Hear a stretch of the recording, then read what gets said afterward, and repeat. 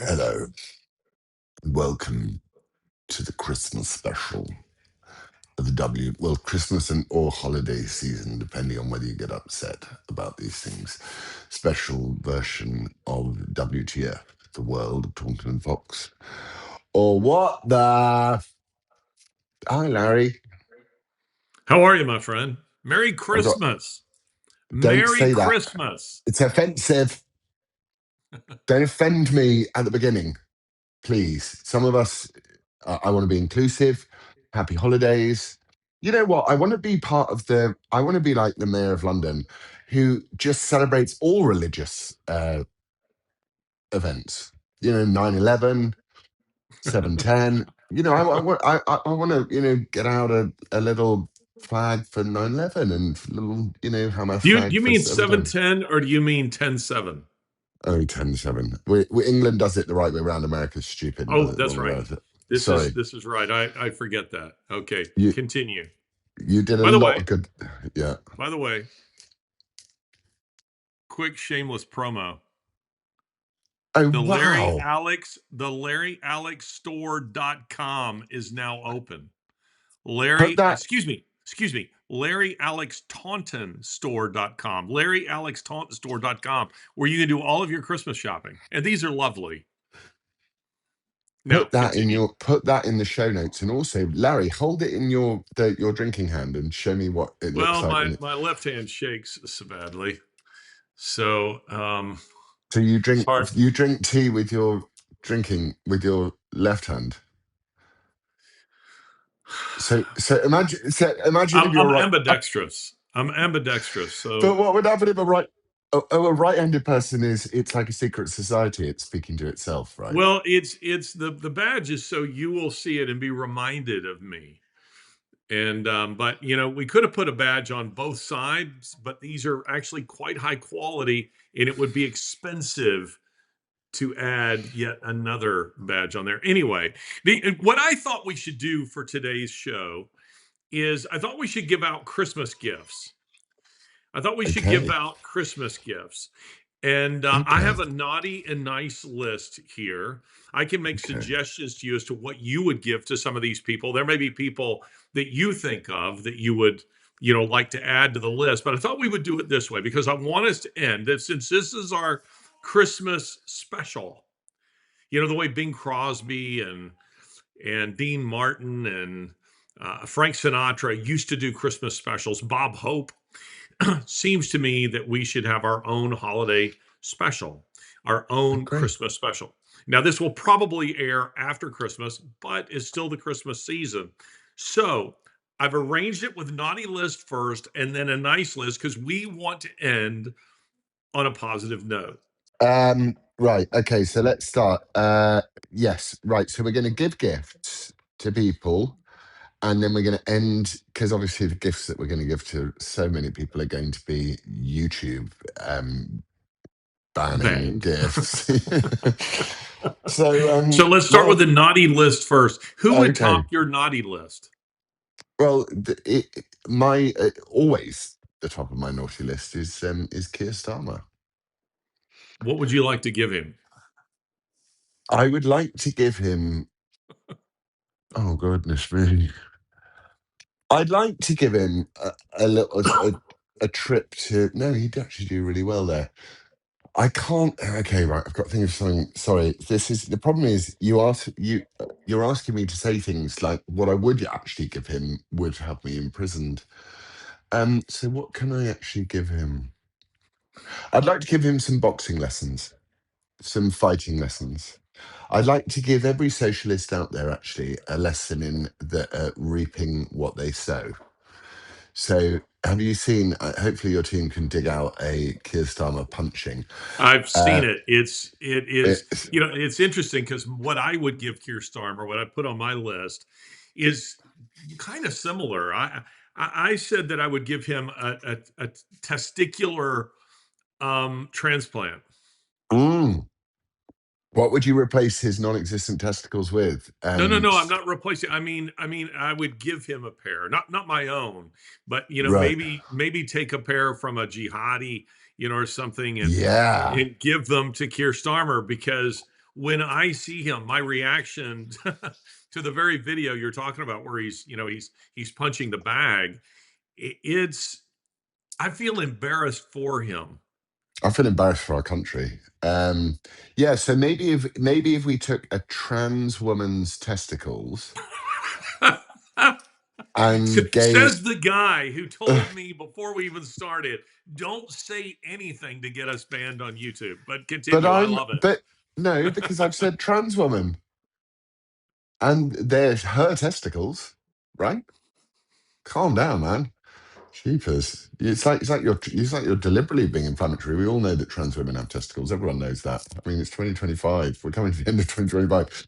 So we take a trans woman's Speaking of test. which, I'm hanging on the left today. Are you? What am I? Oh, I was hanging on the right.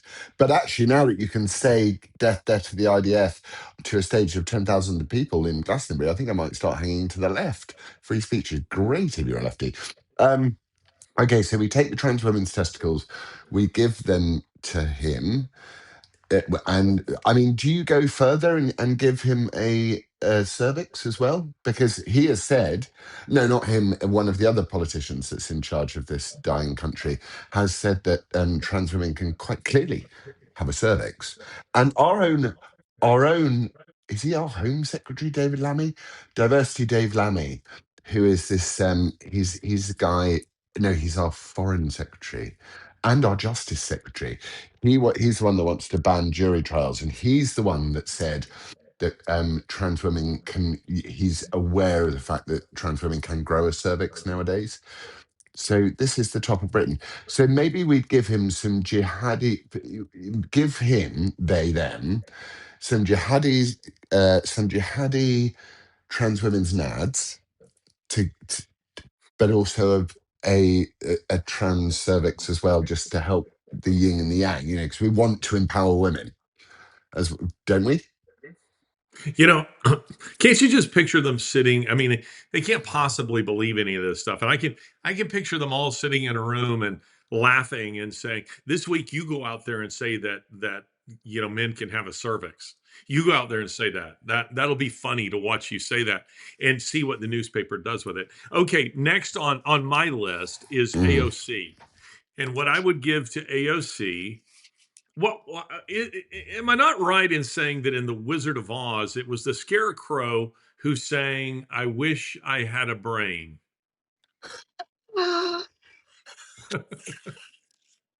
The scarecrow is actually highly sympathetic in a way that AOC isn't. Yes, it was. Yeah, That's what I empath. would give. That's what I would give to AOC, a brain. I would give AOC I would give her like a dialect which isn't so irritating. So the way she talks about things, I would give her like lessons in how to speak like an English gentleman. Or She no, uh I she tell you what, does seem a bit insincere.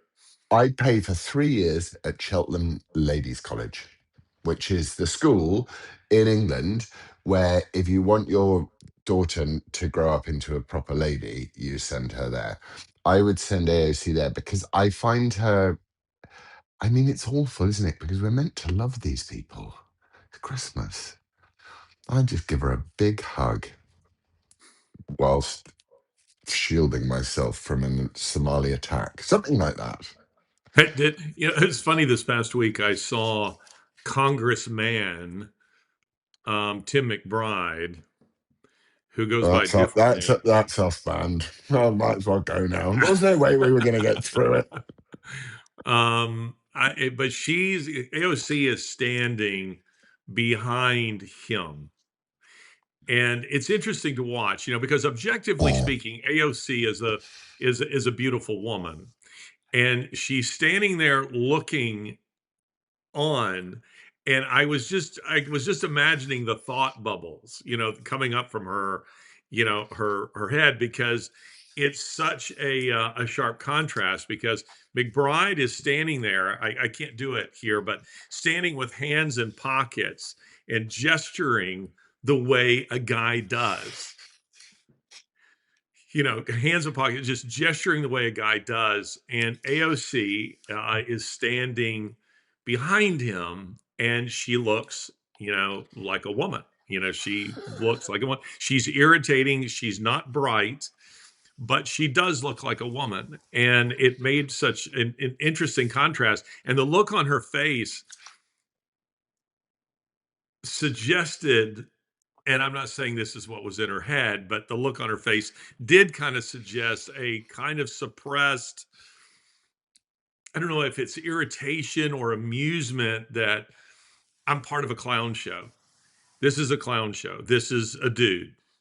But I'm going to stand here and pretend it's not a dude. Anyway, but that's what I would give. That's what I would give AOC is a brain. Who's next on your naughty list? 1 second, I need to plug my phone into the power bank because I forgot to do that at the beginning. Here's the brain. Okay, who's next on my? Let me just plug this in.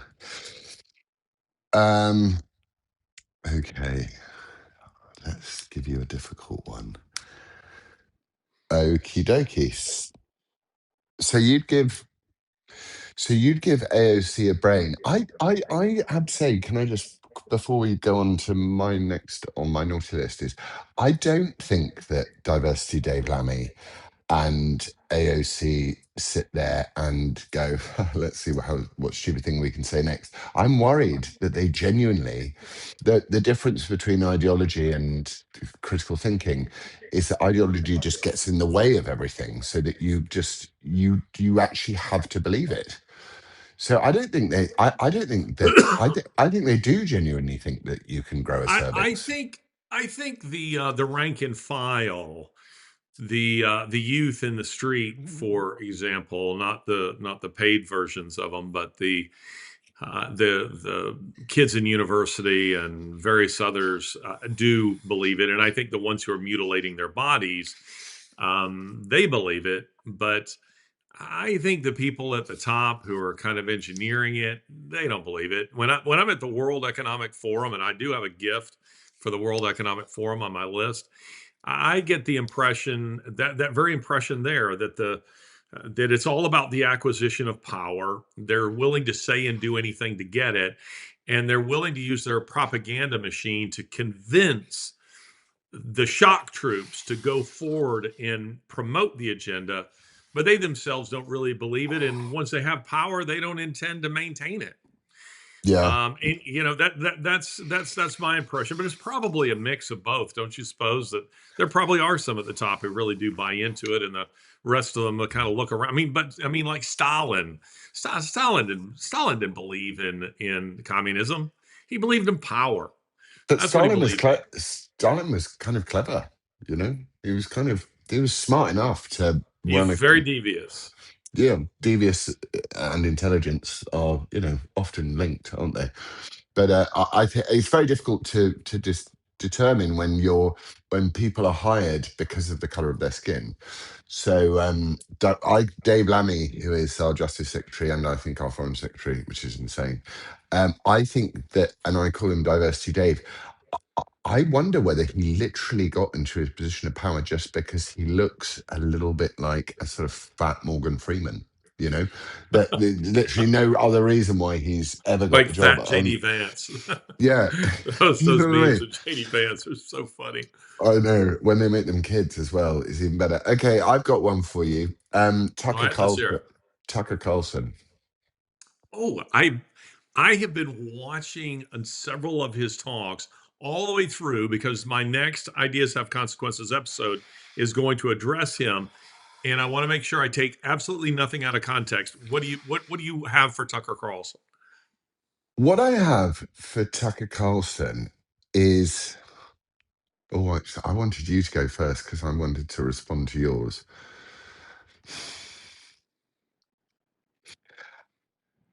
Oh, you go first, please, because it's mine. On Is Tucker? yeah.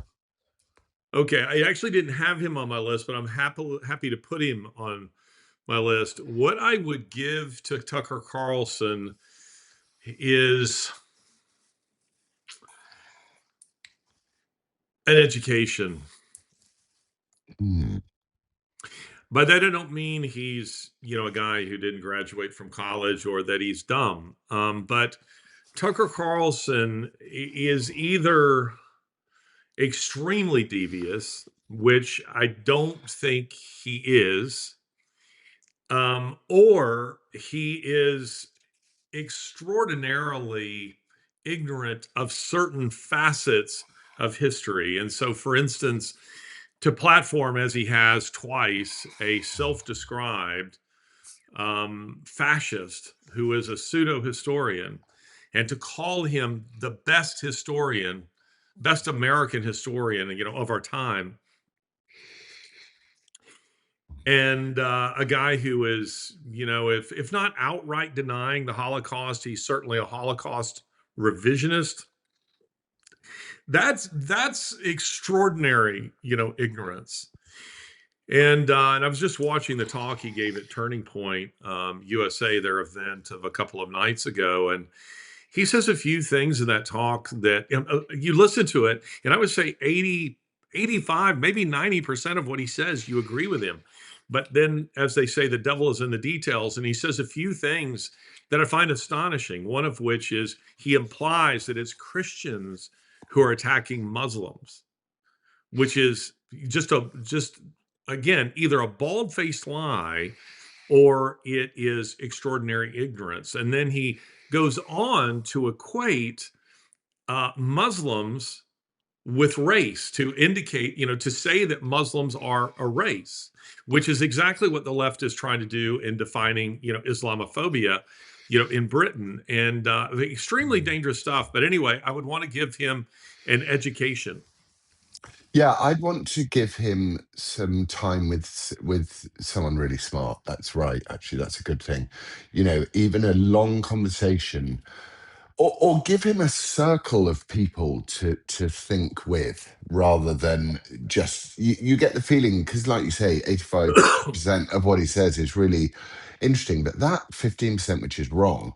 And certainly, I mean, look, a lot of people have a bugbear about the invasion of Iraq, and Tucker was very vocal about the invasion of Iraq, and he was really pro it. So I can see why he's an apologist now for. That's what I hear when he starts talking about Islam being a race, that the Christians went and attacked Islam, whereas actually they didn't. They just went and stole some more money from people, and it wasn't Christians; it was capitalists who did it. And you can see that on the now the sort of the widening divide on the right in America. But I would love to give him a circle of wise men. I would give him 3 wise men. That's what I would give him. I That's would good. I say like it. I would, because he's a great voice. He's a very affable guy. He's articulate. He's really clever. He's intelligent, and he has a huge audience. And it's important on the common sense side of the argument that we have these voices, and that we don't shit on them from a great height, because one doesn't want to do that. But that whole idea of calling Islam a race is insane. So you just go, well, you undo all of your good work with your this incredibly facile piece of stupid work, and therefore now we have to condemn you. Whereas what the left do so brilliantly is they go, you know, it doesn't matter what you say, we'll support everything you say. Trans women have penises. We're on side because we want the power and we want the control, and we don't care what it takes to get it. And we're the critical thinking right, which is not, it's not the right at all. Will call people out on their stuff. So yeah, 3 wise men for Tucker. I like that. That's very good. Thank you. Ilhan Omar and Zoran Mandani. I would want to buy them airfare one way out of this wonderful country. I would like to buy Ilhan Omar. I mean, I don't know how old she is, but probably some form of contraception, because we know what first cousin relationships do, and let's face it, if you're going to bring it in one level closer, that ain't very good. So yes, a one-way flight to Mogadishu for her, but no, with Zoran, I want to give him New York. New York, New York, because I want the liberal elite to really live among the rats and the the sweltering hell of socialism in their own city. And I want them because these people, um, the Liberals are fine if you fill up a. I'll take you on a small non sequitur. Lizzie and I went to look at a house today. Okay, and we were thinking, we'll buy a little house and we'll rent it out. We went to look at this house. This house, which was being occupied by someone who recently arrived, I think, in the United Kingdom, would be my guess, was an absolute shithole. I've never seen something so disgusting. Usually, when I go to a house So viewing, they're I take. French. I mean, maybe a little. Try picking another country. And I usually, when I go to people's houses to do a house viewing or something like that, I take my shoes off because out of politeness to the person whose house. Yeah. I arrived in this house, I took my shoes off, I then walked into the house, my foot stuck to the floor, I walked back onto the mat, I put my shoes back on. Right. So I want the people of New York to know and to feel right in their faces what it's like to vote with your virtue. And I want them to see what Zoran or whatever his name is. I mean, oh God, I want liberals to feel it, to go, this is not good. And then I want to see who they blame. I want to see, because it's the power and control people are also the purging, blaming people, aren't they? So when it all goes wrong, they blame it on someone else. It's the same as what happened with Bondi Beach. It's like the Bondi Beach problem wasn't a dad and a son taking pot shots at Jewish people. It was a hate speech problem. That's what it was. So I want to see what you blame when you vote in a communist and you get hell.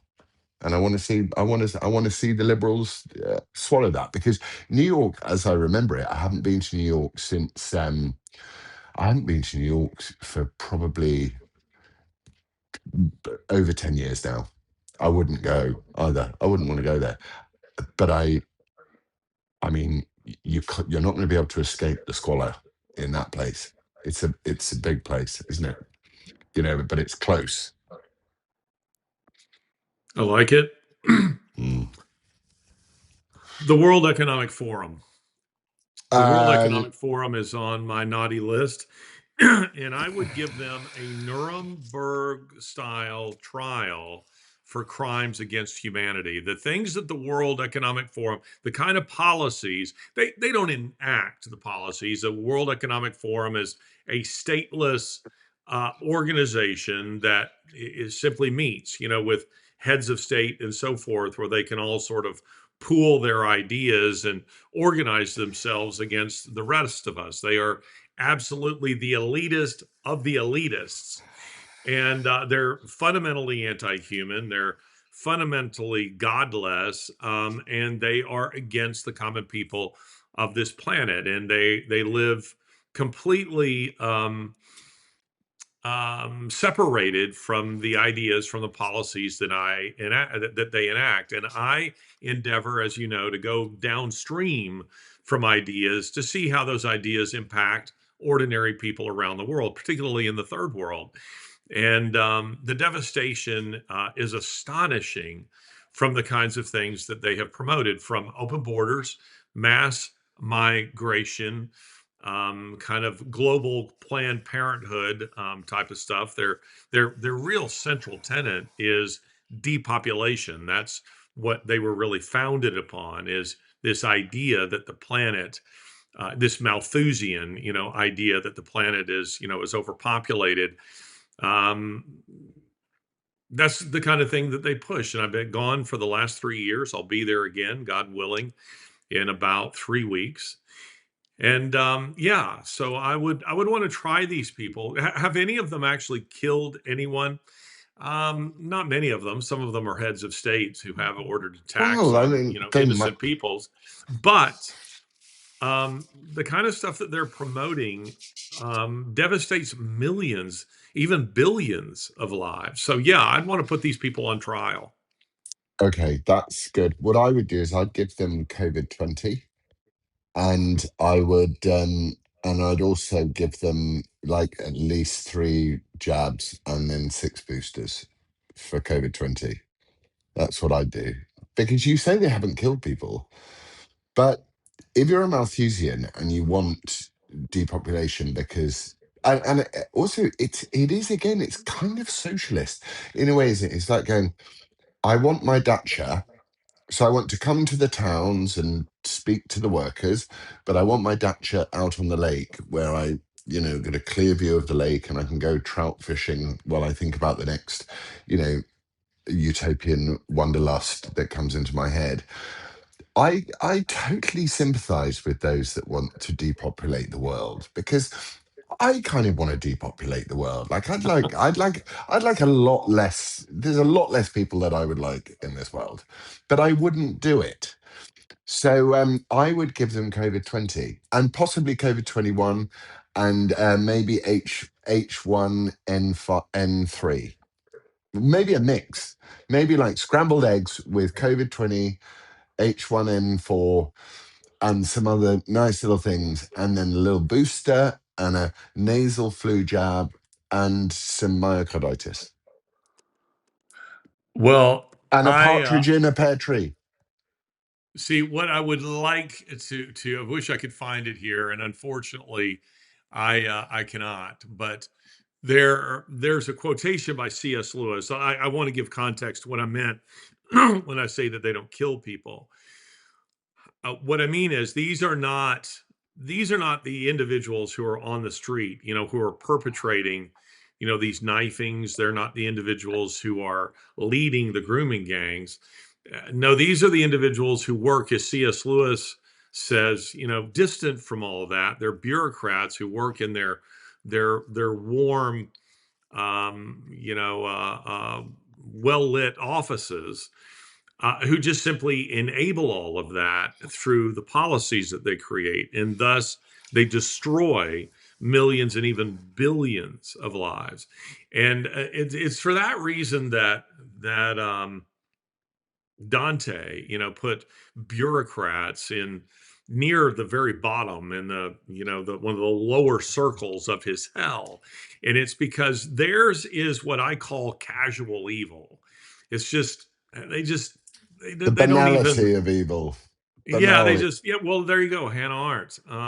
They just kind of just casually pass laws and so forth and don't really care. And when we think about Adolf Hitler, who we think of as, the most evil person of all time, I, as a historian, look at that and go, well, there's been quite a few people who would challenge him for that title. They just didn't have Zyklon B. They had to kill people one at a time. They didn't have the ability to mass exterminate. They had to do it with swords and machetes, and these kinds of things. But certainly the evil in their heart, where it was every bit as great as his. And yet, Adolf Hitler banned people from coming to the Berghof, to the Eagle's Nest in Obersalzberg, because they were talking about the final solution in his presence at polite dinner parties. He did not want to hear it.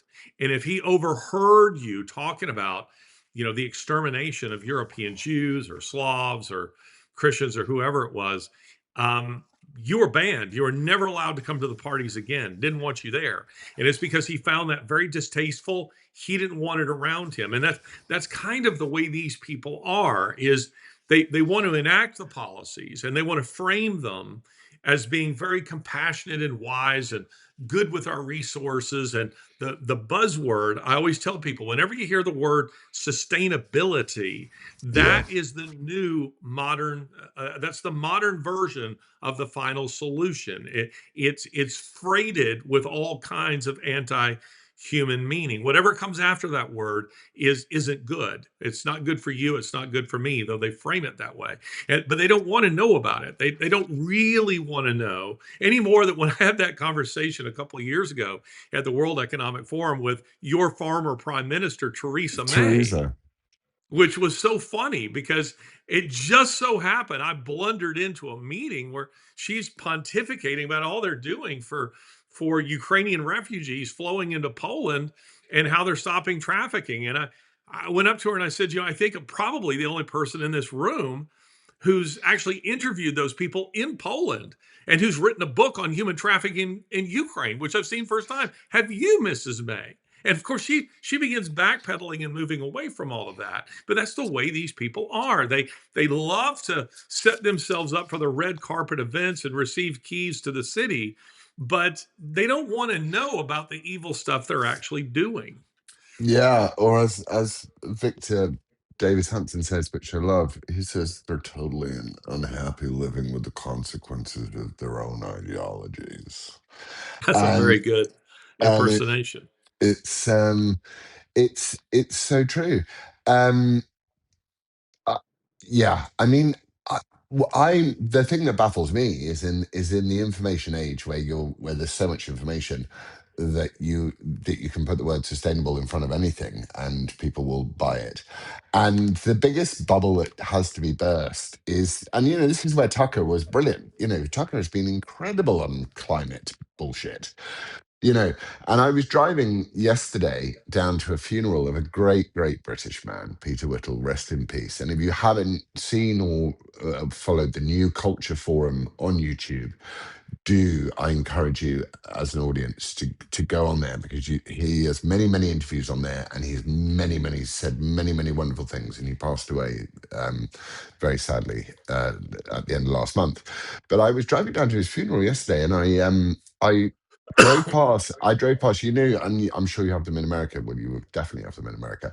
These massive factories, like Amazon factories and stuff, where people work like ants and the lorries come in and they go out and they have truck stations and stuff like that. And I went past one of these for a Tesco supermarket in Britain, and proudly on the side of it, of this disgusting little ant farm that they built to, I mean, it kind of works for us. Amazon works for us and all that sort of stuff, but it's not intrinsic to our sense of how we purchase things. It says, doing our little bit for the community, for something else, and for the planet. And I was like, you're not doing anything for the planet except, Sustainability. I think it did even have sustainability in it. And I thought, this is the future that these people envisage. They envisage the slightly richer ones to be able to order the much poorer ones to deliver them the shit from Amazon. And we are sort of the reason why I feel so bad is because I'm compliant. I'm complicit even in this game, and it makes me want to go and it makes me want to buy a mega yacht. Not that I could, but buy some stupid pointless whimsy like they all do. So all of these people that talk about sustainability, and you've got Leonardo DiCaprio sat on the deck of a yacht that's burning 30,000 liters of gas every hour. You're just like, why do you not see the hypocrisy of your idiotic situation? And I think they don't see it as hypocrisy, they see it as a virtue. They think, as long as I say I like sustainability, I don't have to engage with it at all. And that's why the World Economic Forum probably actually deserves, out of all of the things in the world, a major gas leak. Well, I think that they see themselves as I don't think they see it as hypocrisy. I think they really believe they are exceptions to the rule. So, Yeah. for example, last year, Ursula von der Leyen, she shows up at the World Economic Forum in an Audi. What is it? An Audi A10, I think. Anyway, this thing is is a 3-ton beast, 600 and 585 horsepower, engine, and which I have no problem with. I would love to own Four-wheel the drive, though. vehicle It's four-wheel myself. drive. It's four-wheel drive. But she shows up Q8. and gets out of that beast and then walks to the lectern, unaware of any irony in the moment, where she's lecturing us all about how we need to be on bicycles and in tiny little smart cars, is how they think. Let's go to our nice list because I don't want us to run out of time. And I do want us to end on a positive note. So, this is the fun part right here. This is where we get to talk Okay. about the people we like. This is where we get to talk about the people that we like. President Trump. I would give to President Trump victory over all of his enemies, because all of his enemies, it turns out, are all of my enemies. They're all the enemies of freedom. They're all the enemies of humanity. Those of us who value freedom, who value virtue, who love our countries. I want him to have victory over all of them. Okay, I agree. I would give him new constitutional powers to only step down when he wanted to and to be able to choose his own successor. And then I would give him the manners that you see in Alabama. Well, the problem with that is that once you do that, then the left will certainly do it too. Of course, it's what they want to do anyway. Yeah. Um, the girls of Rotherham, the The girls of girls, Rotherham, the girls of Rotherham, I'd give them and I'd give the girls of Rotherham a TV show where they got to speak on on the British propaganda, state propaganda thing, BBC, an opportunity to describe unedited and unfiltered the experiences they have gone through at the hands of immigrant men who have treated them in ways that you would find despicable if an animal was treated that way. I would give them every night of the week an hour testimony. Every night of the week at 7 o'clock, I'd replace the news with it. Because the news in England today is full. I mean, sometimes it's just, you can't even make it up. So Britain is now introducing new animal welfare laws. Okay. But in the top list of animal welfare laws is everything. The really important one is because the Conservatives, no wonder they're not in power, they decided in 2022 that lobsters and other shellfish had or crustaceans, they were sentient beings, and they needed to have a better life than their mum and dad or whatever the hell the Conservatives were thinking in their Theresa May world. So Labour are going to ban throwing a live lobster into a pot of boiling water because animal cruelty. And they're going to ban, so they already banned fox hunting, which is now banned in England. But what they did to the huge countryside economy in Britain was they allowed something called trail hunting, where they would make a fox trail and people could hunt after it. And so no poor little foxes died. But you know what was missing from the list? Can you guess? Animal welfare style. What do you think might have been missing from the 40 strong list of things that the Labour regime are going to introduce into the UK food standards new animal welfare bill? Non-stun slaughter. mm, So it's okay and good to go, oh, Akbar, and then just chop off some poor little cow's head. Some would see it as some would see it as practice. Others would see it as like, I don't want that. And I think I might have told you this before. You get this little number on the bottom of your food in Britain. If you go and buy a chicken or you go and buy a piece of beef or whatever, you get a number. You put that number into the internet and you can find out what animal it was and where it was slaughtered. And almost everything is non-stun halal slaughtered in Great Britain. So I don't know where I've gone with that. The girls of Rotherham, why am I on animals? Anyway, well, I'm you on. started talking about what you'd give them as a TV show, Mm. where they could say I'm a in rate. an I'm. unedited way what had happened to them. I would give them justice. I Mm, would I would give them justice. I would also give to the children who are mutilated by adults claiming to be giving them gender affirming care. I would also give them justice. But the next person on my list is J.K. Rowling. J.K. Rowling. I would give her. I don't know exactly how to say it, but I would want to. I would want to have an awards ceremony where we give an award and we give it only to her, and we affirm her and we tell her we are thankful for her voice, for her courage. I wish she became a Christian. That would be my desire. I would very much like to see that. But I'm really grateful for her voice in Britain. She has been fearless in the way that she has um, she's been willing to stand up on an issue, and I like her focus. She's very, very focused on what she's talking about. I don't see every tweet, or I don't know if she's giving speeches and this kind of thing, but the impression I get is that she has a singular focus, and she is going after that, and she is unafraid, and she is bright in the manner in which she's addressing it. And it seems to me that she's constantly being beaten up, and she just keeps going. And I would love to have an award ceremony where we all stand up and we applaud and we say, thank you so very much. Yeah, she should be made the a Dane. So she should go into the House of Lords. She would never accept that position because she hates House of Lords because she's very left wing. But she should be given.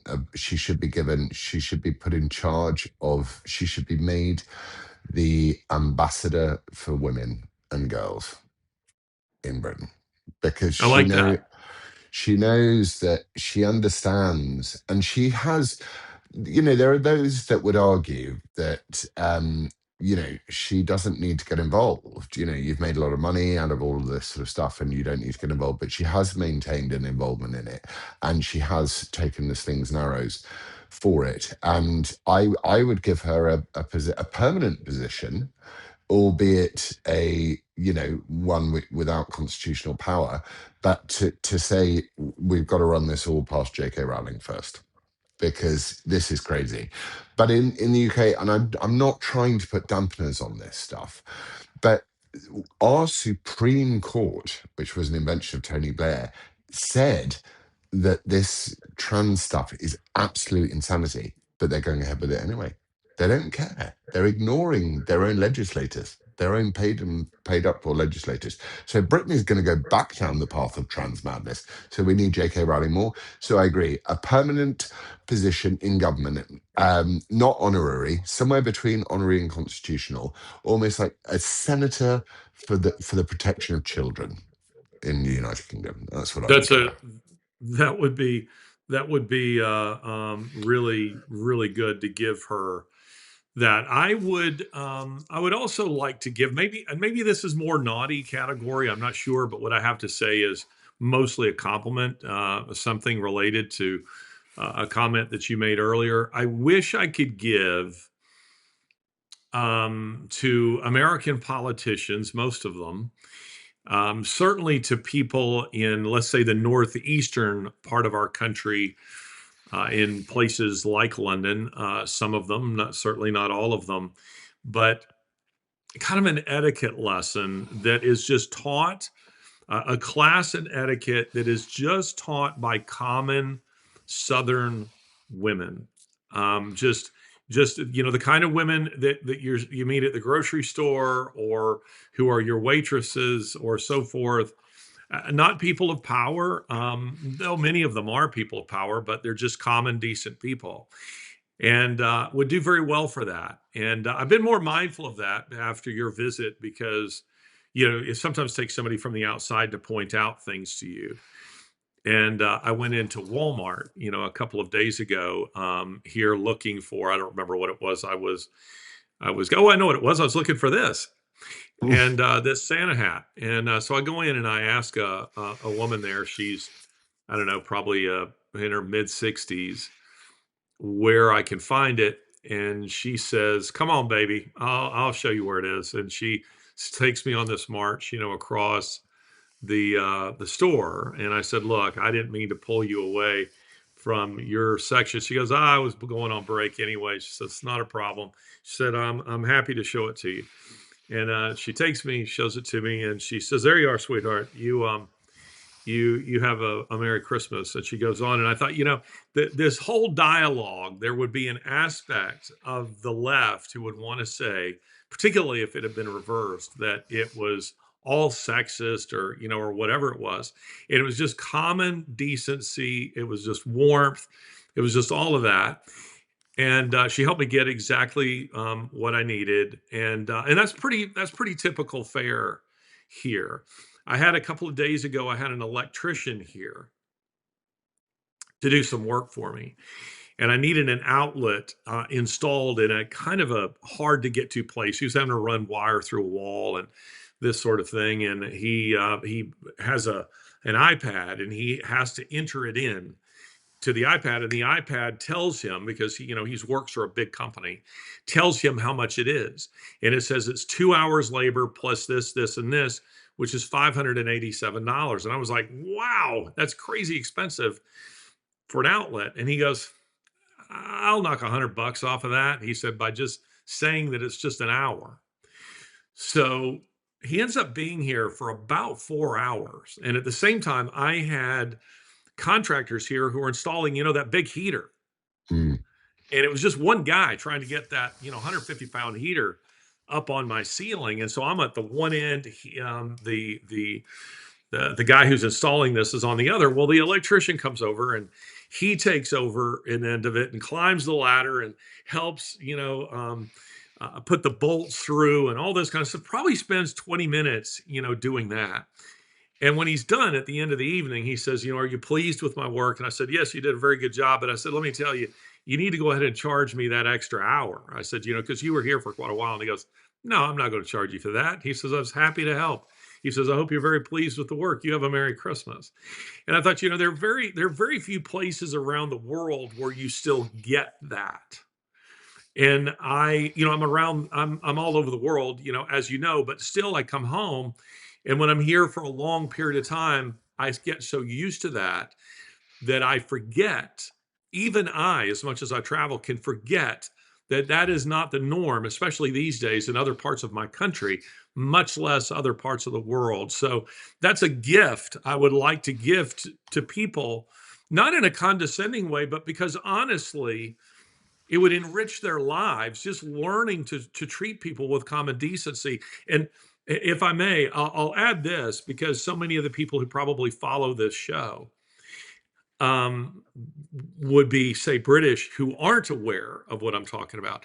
When I go to Britain, being an American, and especially being a Southerner, where we're used to holding people's eye contact, you pass people on the sidewalk and you say hello and this kind of thing. When I have at times in Britain, particularly not so much when I was a student there, but these days, you're treated with suspicion when you are just kind to ordinary people that you don't especially know, the cashier, or whoever. You're treated with great suspicion, like, what angle are you working? And it takes me aback, because I'm not used to that. And when I encounter it, and you run up against this kind of a wall of I don't know what you want to call it. Formality is not quite the right word, but it's almost like an aggressive. It's aggressive ambivalence. Well described. Anyway, that's a gift I would want to give. But your reaction to that? My reaction to that is going to come after I've had a wee. I'll be 1 second. You're also gonna, because my earpods are in, you're gonna have to hear me have a wee. So enjoy. That's wonderful. I can't wait. Enjoy. Oh, it is so true though that I think this should just keep running.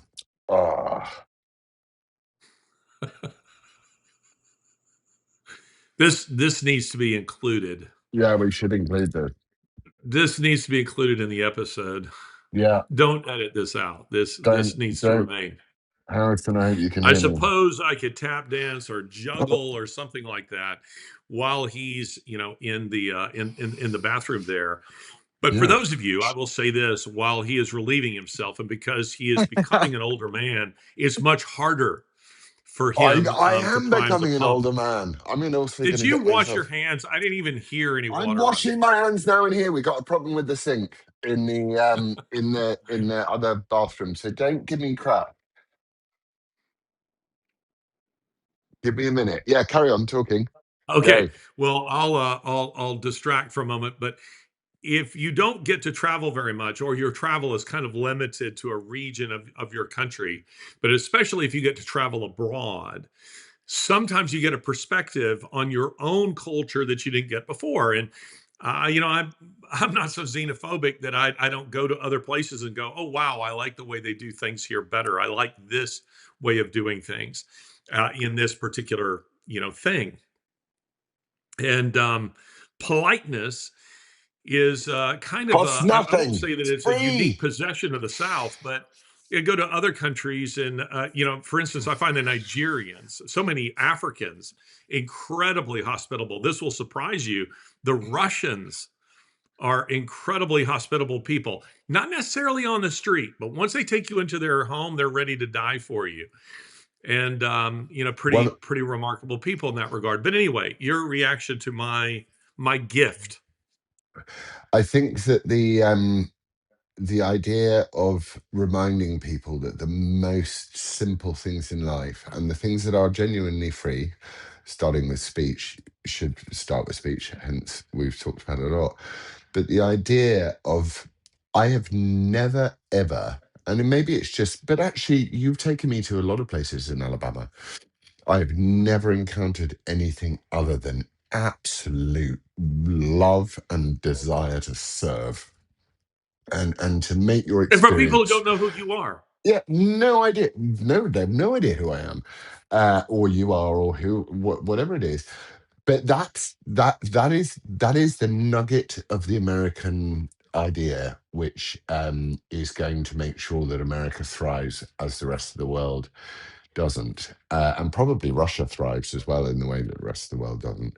Is this thing of the guy with the avocados? We spoke about him before, but never have I encountered. It's a hope, and it's deep, and it runs deep in the same way as faith does. It runs so deep within the nurturing of all of the people there.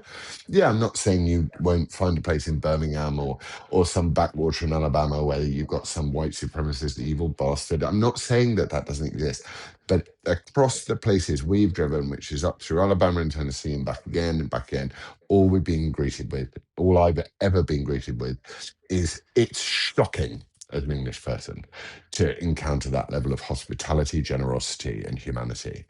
And you come into Britain and you say, it's possible. We can have this again.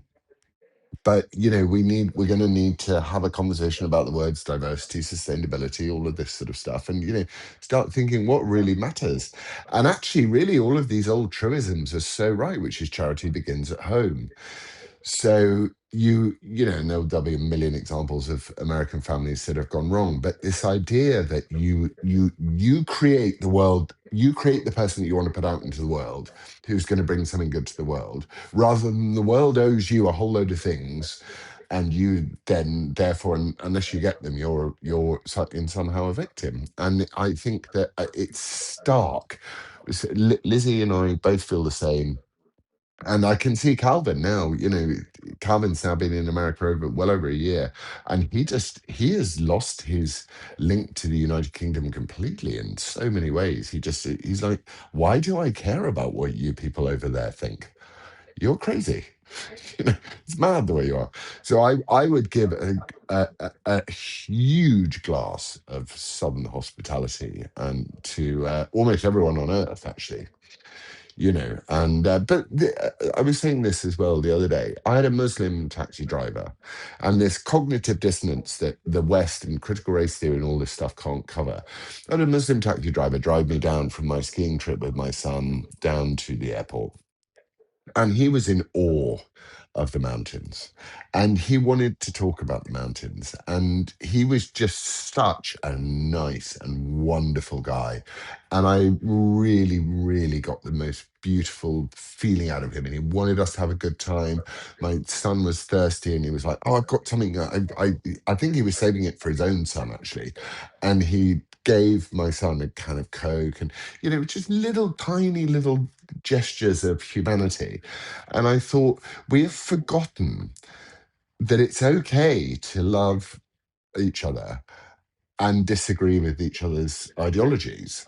And, in some cases, outright slam up each other's ideologies. But this guy, he had come up from Montpellier.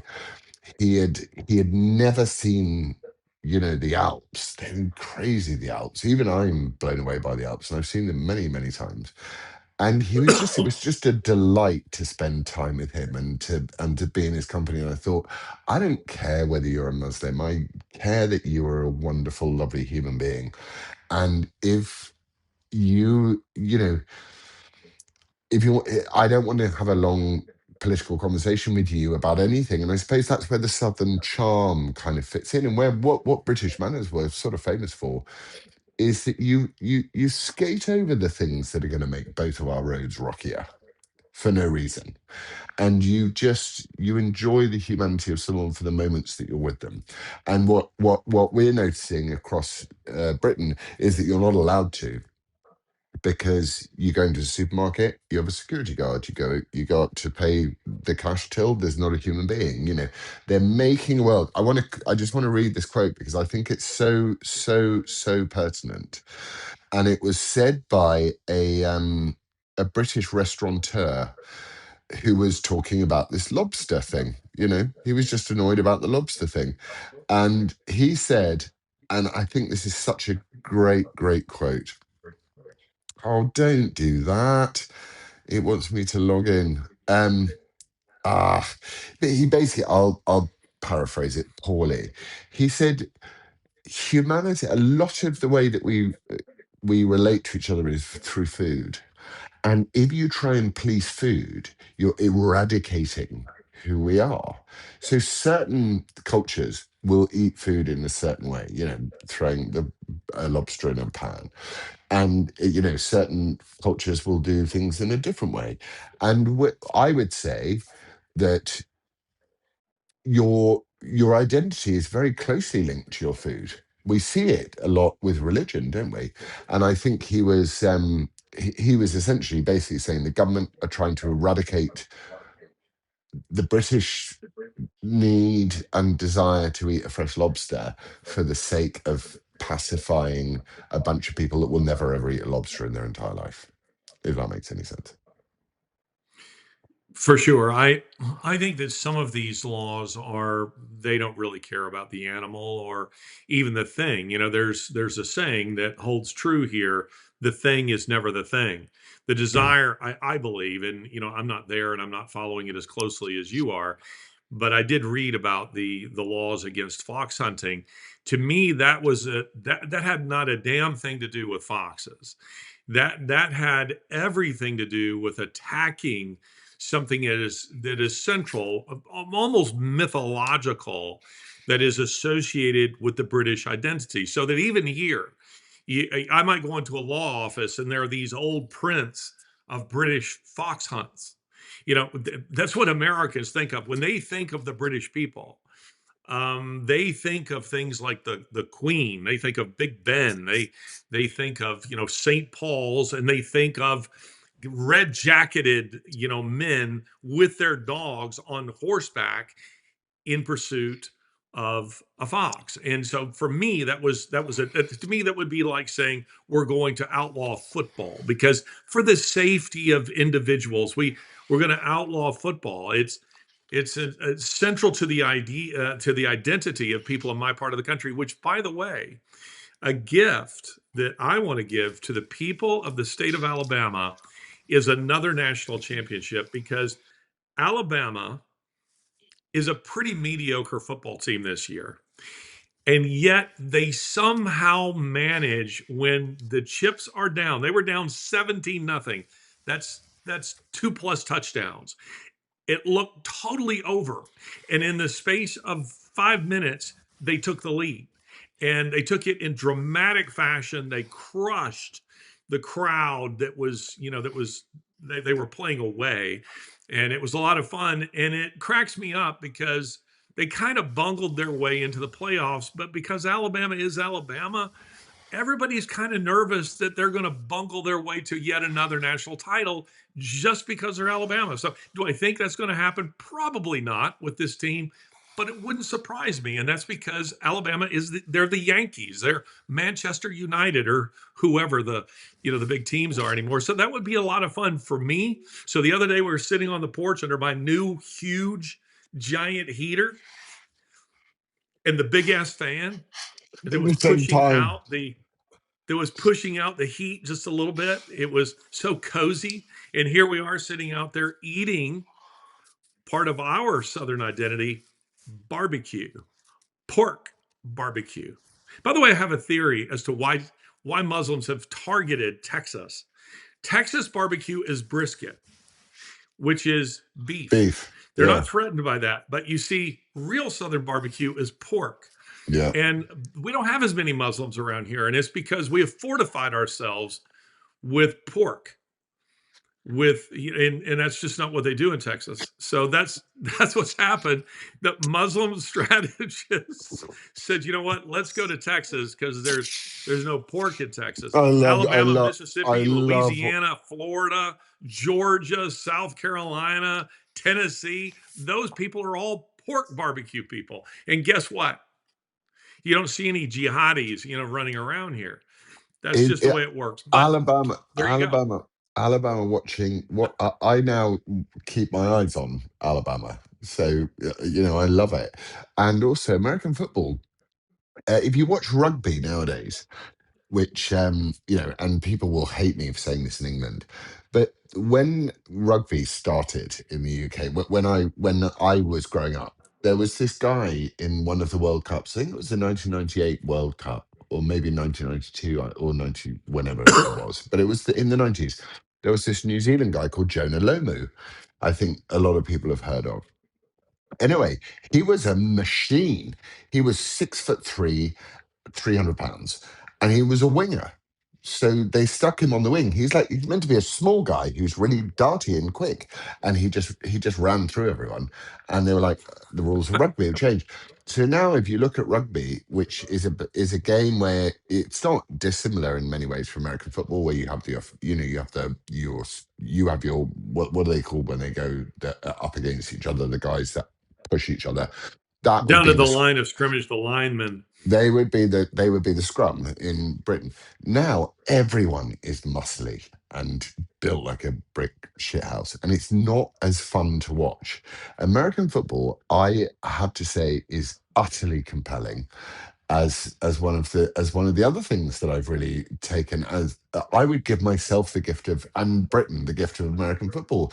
It's such a great game, and it's so tense. It's so much more tense than so many other things. It's so wonderful to watch. So good old Bama, roll tide. Especially college football, which is way Mm, bigger than the NFL. There are 130 teams. The stadiums, particularly here in the South, are much larger than in the NFL. And I would say there was a great deal more passion. I mean, the Packers fans are very passionate, and certainly, Philadelphia Eagles fans and a few other fan bases. But in college football, they all are. yeah, And it's, because it's your state that's being represented, or a portion of your state, your university, something you're deeply invested in. The state of Alabama is very interesting as it relates to sociologically, because Alabama is a state that has known defeat, occupation. It's known backwardness. It's known poverty. And the people of the state a century ago began pouring their energy into something where they found greatness, and it is football. And so people in this state, they take a great deal of pride in that sport, and they have more national championships than anybody. And they're already on course to even get another one, which would just drive the elitists absolutely nuts, because they hate the fact that Alabama kind of dominates the sport. So it's kind of fun to watch that. What would be your final? Oh, by the way, I have a gift for you. My oh gift yeah, for you is a lifetime supply of nicotine patches. okay, That's one thing. The second thing is, and this one's serious, is I would restore you to the career that you love. You're a marvelous actor, Laurence. I don't say that as some kind of film critic or anything like that, which maybe means I'm more authoritative, because I'm just speaking to what I like, and when I think something feels authentic, and when I feel like it isn't. But since I've met you, I've watched a lot of Inspector Lewis, which I hadn't seen before, and you're great in that show. I've told you before, a film you haven't even watched that I think is a brilliant film is The Professor and the Madman. I love the story. I've read the book. It's a story of redemption. You play such an ass in that, and you do it so well. You're just such a deliciously annoying character in that. I've now watched Gosford Park, which I hadn't seen before because you're in that, and Island at War. Lori and I recently watched all of that, and you're very good in that. But my heart's desire for you, and I really mean this, is I look forward to a day when I can say celebrate with you and say yes, yes, he has finally he has finally seen justice and been restored to the career that he loves and which he has a real talent for. You come from a August family, related to this industry that goes back, I don't know, for a very long time. And my desire is that for you. My prayer for you is that, because I know it's something you very much want and it's something you deserve. You deserve justice in that regard. That's very kind of you. I very much wish. I feel that I've sort of lost myself in faith, so I feel that what God wills will happen. So that's the right thing. And obviously, you have some free will in that part of it. But yeah, I really miss the fact that I'm good at it. Like it just on a purely practical level, I was trained to a very high quality. I'm helping a young guy at the moment get into acting school. I'm back and forth with him, and I'm really encouraging him and trying to get him into acting school. And I want him to do really well, and I love it, and I am better at it than I am at other things. So yeah, I mean, but if God wills it, God wills it. It's not, I will do what I will do. But are you going to walk on set with a bunch of people? There's a guy on today talking about like trans rights, and he's one of the biggest actors in the UK. And you're like, dude, shush now. So hopefully the culture. I see it in my children, and I see it in other people's children. I see it in Lizzie's children. I see this rebellion, this huge rebellion against being told how to be, and I see a desire for art again. And because art comes out of the inability to express what is true. That's what art is meant to be.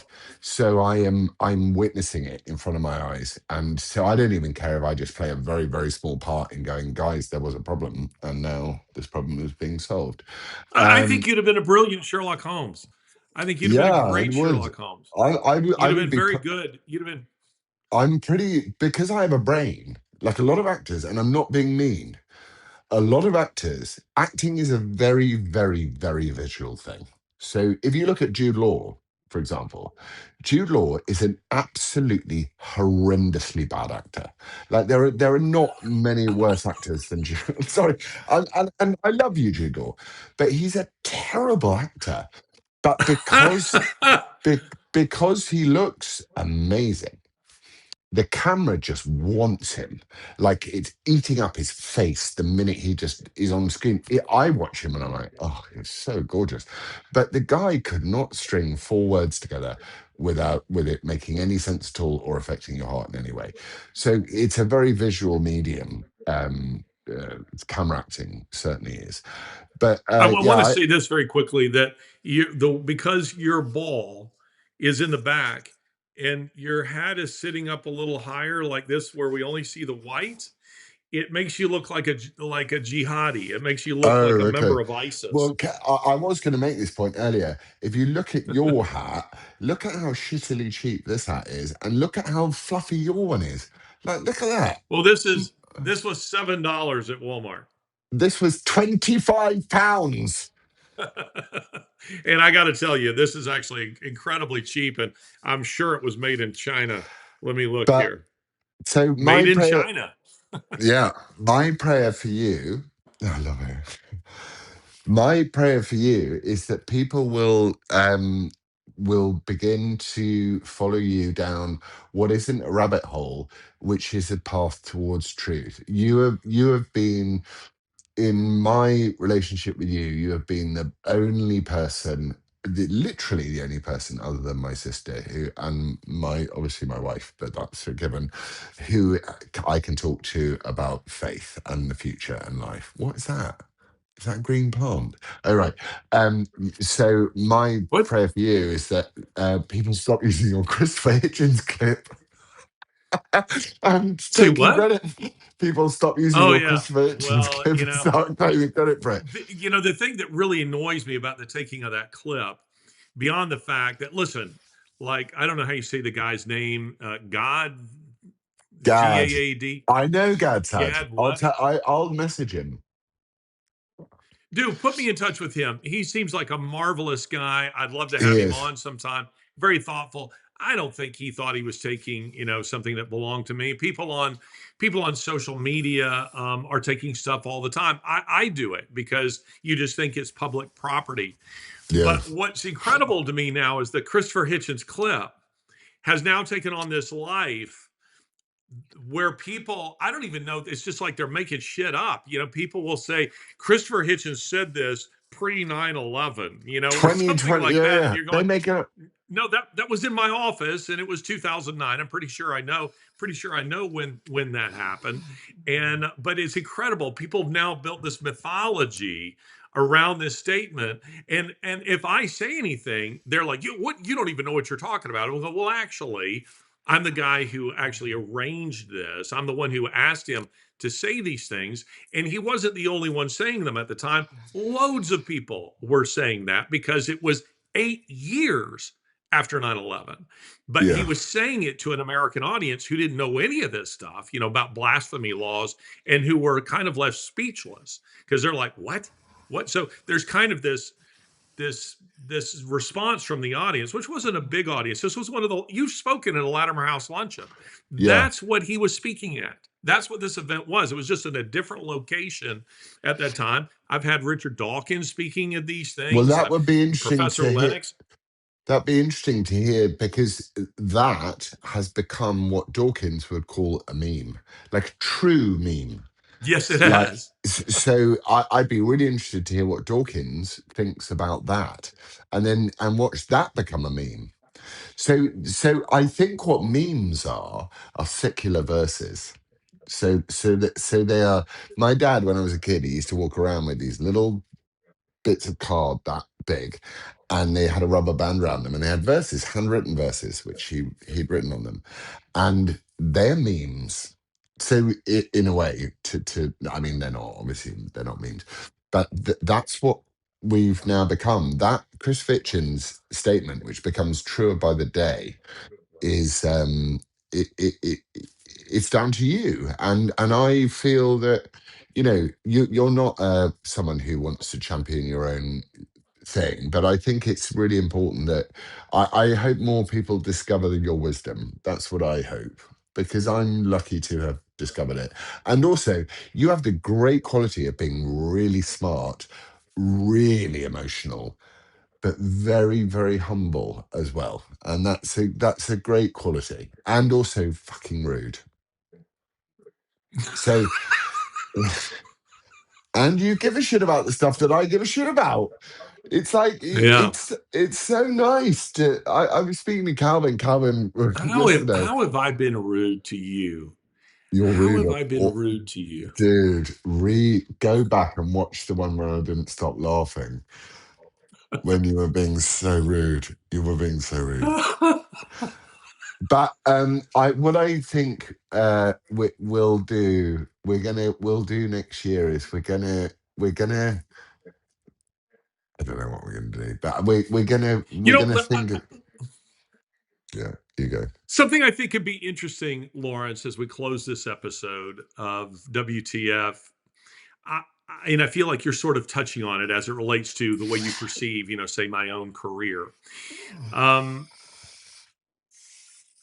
in watching these TP USA events, where or not just those but other ones, there's something happening in the conservative movement that I am and I go conservative like this because there are some people speaking there that I'm not entirely sure are actual conservatives, but there's become a kind of red carpet glamour, sequined quality to this where there are a lot of people there who are pontificating, and I'm wondering, and I'm wondering this. I haven't the thought I'm expressing here is still a little half baked, so I haven't yet landed. I'm not sure where I'll ultimately end up, but where it feels like maybe they're becoming, are in danger of becoming, a little more like the left, where you become separated from reality of what's happened because you're sort of in this, elite world where you're all, sort of congratulating each other on how wonderful you all are. And it would be an interesting conversation about how you strategize when you do what you do for a living, what I do for a living, how you strategize about your own career, about what you do, about how you think about it. And one of the things that I have made sort of a decision, for myself, maybe I'm not wise in doing this, I don't know, but I've decided that when possible, most of the time I want to stay away from power, and I want to stay away from seductive aspects of power. And rather than seeking self-aggrandizement, seek influence. And if that influence means raising the message of somebody else where I'm, in the background and don't really get credit for that, God knows. I play for an audience of one. God knows what I do. He knows my heart, and he knows my purposes there. But at the same time, you have the marketing and consulting people who are always telling you, you need to be on social media all the time. You need to be putting this out and that out, and you need to put your name out here, and you need to be doing this, and you need to be doing that. And I find myself sort of increasingly turned off by all of it. Yeah, which is a good thing. It's a really good thing because ultimately, I was talking to Calvin as well, and I was like saying, Calvin, we have like a dedicated audience of people who watch us every week. That's what they do. But you and me have a different audience because ours is less, we're less heavy in a way. And I don't know why that is. I think it's our personalities interact in a we want to have a bit more fun. I think that, and I said to him, well, Cal, but I think because he felt a bit bad about it. And I said, well, the thing is, someone like Joe Rogan will have spoken to someone for years before anyone bothered paying attention, and the good thing is, the thing that encouraged me, because I'm not into follows, likes, or any of that sort of stuff, even though one has all the data. I looked at our one the other day and it got watched by so many people. And I thought, isn't that encouraging? So, I just think that over time, the conversations that we've been having for the last year, and we'll continue to have, people will probably want to go back and go, oh, okay, they were talking, oh yeah, interesting. And that's the gift. Ultimately, the gift, what we're doing is we're giving for free the contents of our minds in a relatively non-structured way. And it's only to encourage others. That's all it's built to do. We're not, you and I are not sat here trying to destroy. And that's the most important thing to me. So I love you, and I love your I agree with family. that. I love you. I love your family. I love your mom. I love Alabama. It's the greatest thing greatest part of America that I've ever been to, having been to lots of America. And I wish you the happiest of Christmases. And I send my love to Laurie and your beautiful boys and your daughter and your grandchildren, and mostly Judith. Well, thank you, brother. She's doing quite well, and she wishes you and Lizzie a very Merry Christmas, your family. We love you guys, and I look forward to seeing you hopefully soon. Because I will be in Europe before too long, and as soon as this episode ends, let's chat just a little bit more about what that looks like. But very Merry Christmas to you, my friend. And Merry Christmas to you, WTF fans, which does stand for the world according to Jordan Fox and doesn't stand for what the is wrong with this world. Thank you. Bye.